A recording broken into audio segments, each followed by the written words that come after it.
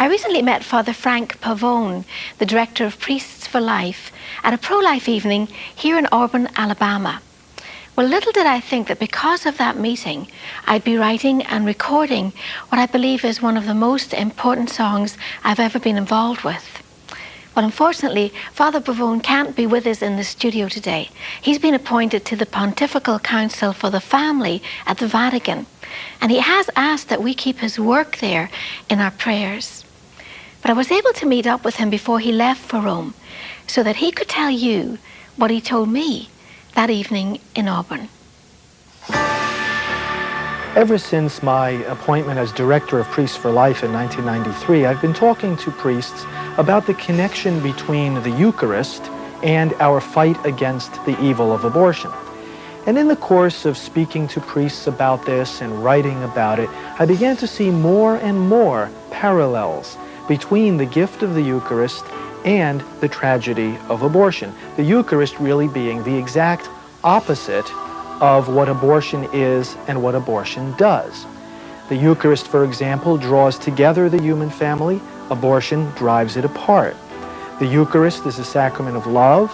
Abortion is exactly the opposite of love. And it was that particular insight that I began speaking more and more about. When we look at what love means, we see that Christ shows us the meaning of love by giving himself away on the cross. So love means I sacrifice myself for the good of the other person. Abortion, on the other hand, means I sacrifice the other person for the good of myself. Then at a certain point, I was watching some videos of some pro-life demonstrations where there were also pro-abortion demonstrators present. And at one point, the camera focused on the pro-abortion demonstrators, and there was a woman standing there yelling and screaming, pointing to herself and saying, "This is my body. This is my body." And I sat there watching this, and all of a sudden I said to myself, those are familiar words. Those are the words I say, and every priest says, every day at the altar. And those are the words that teach us the meaning of love. Christ says, "This is my body," as he gives himself away so that we may have life.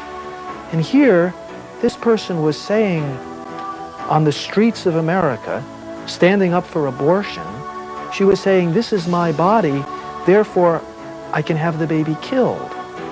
And I realized at that moment that these four little words are spoken from opposite ends of the universe for totally opposite purposes, one of which teaches us the meaning of life and one of which is used to destroy life. This is my body, given up for you.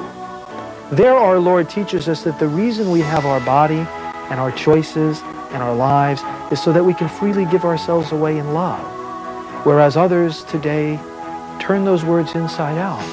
Say, "This is my body, so I can do with it what I want. I will control it, even if it means the other person must die." To see that these four little words are used for opposite purposes really reminds us that the struggle against abortion is a very fierce, very deep spiritual conflict, but it also reminds us that we already have the victory. So many people know that they have their rights in their bodies and their choices. The sad thing is they've forgotten why. The Lord reminds us why. This is my body given up for you. And when we learn to give ourselves away to our children, whether born or unborn, and to each other, then we will be reversing in our society the evil of abortion. Then we will have a civilization of love, of life, and of peace.